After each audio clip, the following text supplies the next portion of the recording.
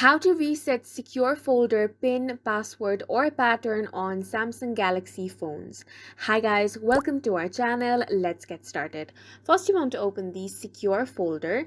Now, if you're trying to open it with your pin, but you have forgotten your pin and it's not working at all, then the first step is to tap on Forgot Pin option. Tap on Reset from here. Then you will have to enter your Samsung account password. You can also choose to use the biometrics if in case you have forgotten the password of Samsung account.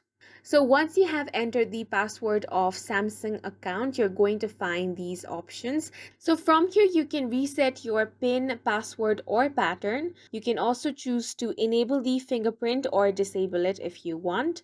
Now, if you want to reset the PIN, simply tap on PIN. Here you want to enter a new PIN, then you will have to enter the PIN one more time for confirmation. Now tap on OK.